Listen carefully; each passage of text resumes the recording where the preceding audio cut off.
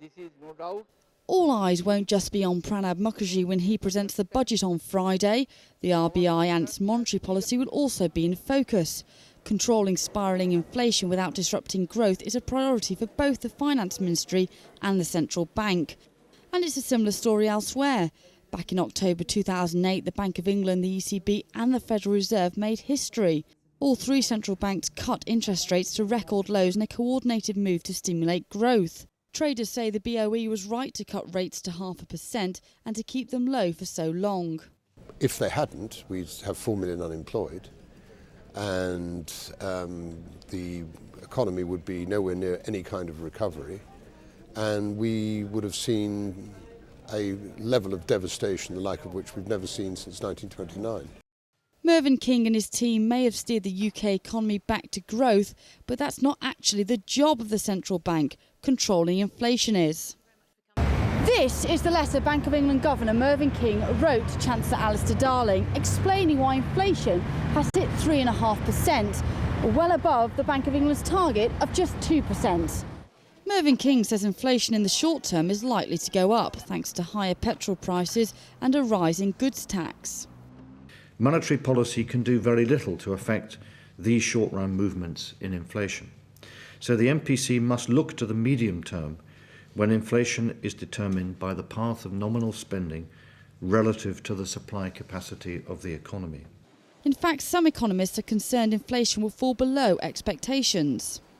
By the end of this year, we'll be looking at an inflation rate of around 1%, and there's a very good possibility that it could indeed undershoot the Bank of England's 1 to 3% target range. The UK is slowly emerging from recession. The Bank of England's actions in the months to follow will determine how well the UK economy recovers. Reuters correspondent Kelly Lemon for ET Now in London.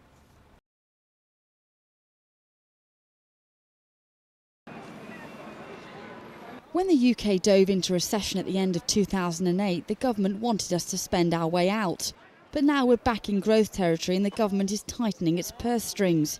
Like India, the UK is now looking at ways to cut its fiscal deficit.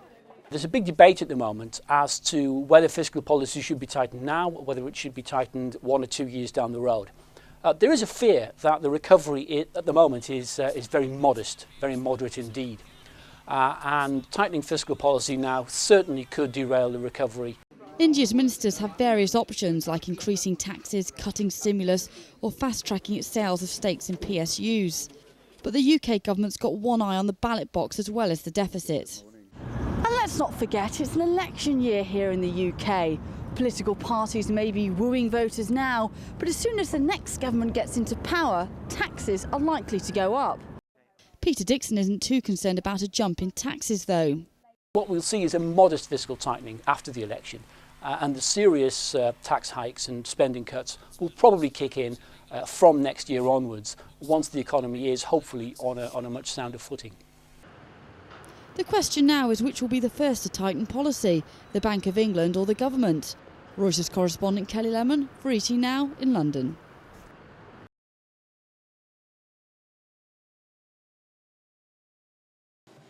In a bid to stabilise the economy and increase liquidity, the Bank of England increased the UK's money supply. It's not a tool the RBI used or even the ECB. And here in the UK, the jury is still out on whether the process called quantitative easing was completely successful. But overall, economists say QE was a good tool for the economy.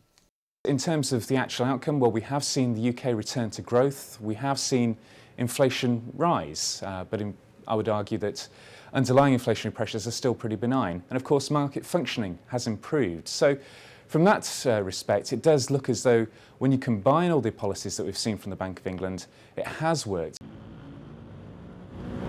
By increasing the money supply, the Bank of England effectively reduced the risk between interbank lending.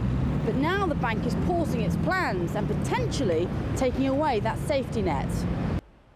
But the Bank of England insists it's just pausing its QE policy, not abandoning it altogether.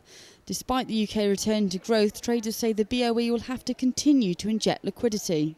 I would be amazed if in the next 3 months the 200 billion facility wasn't increased by another 25 billion, up to 225 billion. I'm fully expecting that because it's taking its time to work its way through. The banking system is still moribund. and the money isn't coming through to the end user. The wholesale money markets are not particularly buoyant, and therefore we need this facility very badly, and any thought of exit, in my opinion, would be insane. Until the Bank of England takes the stabilisers off, it's hard to tell how well the real economy is doing. But for the moment, experts say the economy isn't strong enough to be left to its own devices. Reuters correspondent Kelly Lemon for ET Now in London.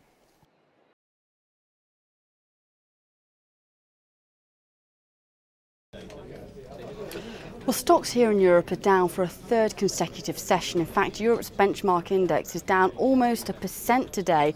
That's after yesterday's 2% drop. Now, today's low is erasing that near 50% rally we saw this summer. And lenders like Lloyds Banking Group and KBC are all leading the losses on fears that rally I just mentioned may have been overdone. But it's not all doom and gloom. Shares in BP are trading nearly 3% higher at the moment. That's thanks to what BP is describing, and I quote here, as a great oil find. But overall, Sid, the picture is rather bleak here in Europe. Well, the FTSE, CAC and DAX all in the red this morning, following on from those losses we saw in Asia overnight. Danone is one of the biggest losers here in Europe after cutting its sales growth target of 8 to 10% down to just 5%. The yoghurt maker, which is also famous for its water, is now down over 3% on that news. Now, Air France KLM also came out after the bell yesterday. The airline announced first half net losses of €500,000, but said it hopes to break even next year. Now, Air France isn't alone in its trouble, so we're not seeing too much reaction this morning on that. Its stock down just over 0.5% at the moment. But German chip maker Infineon is bucking the trend this morning. It's one of the biggest gainers on the DAX after beating estimates and announcing bullish forecasts for 2010. Now, those are some of the companies moving the markets this morning, but just as US data set the tone in afternoon trades yesterday, traders are looking to the US jobless claims out a little later today for further direction.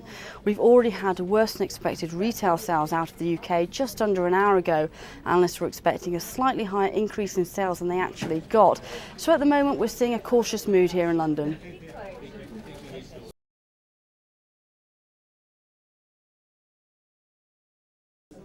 Well, yes, that's right. After just a few hours, European leaders have decided they will bail out Greece, the bloc's first bailout in its 11-year history, which really underlines just how significant today's decision is. Up until now, they've held back to see if Greece's plan to reduce its deficit would be enough, but now EU leaders are saying it's time to take action. In fact, Angela Merkel put it, Greece will not be left out in the cold in this situation. Now, Herman Rompuy, the EU's new president, has just finished making his statement. He says the EU will help Greece, but will have to wait until Tuesday at the latest to find out exactly how the bloc will help. At this stage, that part of the plan is very unclear. Now, there are a few options being discussed: a loan, perhaps a Eurozone bond, or even the possibility of a state-owned bank in, say, Germany, buying Greek debt so Greece can service its deficit. Now, according to our sources, these are just a few of the options being discussed. IMF help is also being discussed at this stage, but as you can imagine, EU ministers are very tight-lipped at this stage, so we'll have to wait and see exactly. We'll have to wait up until about Tuesday to find out exactly how the EU plans to help Greece.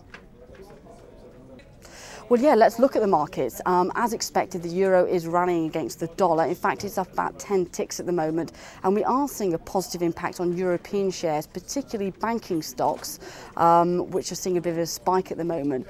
But I can't stress enough how volatile this market is. We're not seeing one clear direction. We're seeing a lot of fluctuations at the moment, and that's because it's great that the EU ministers have come out and said there will be a bailout, but investors are now asking, well, exactly what is the EU bloc going to do, and more importantly, will it be enough? But at the moment, in the short term, the markets are rallying and they are seeing this as positive news, and that is very much feeding through into stocks here in Europe.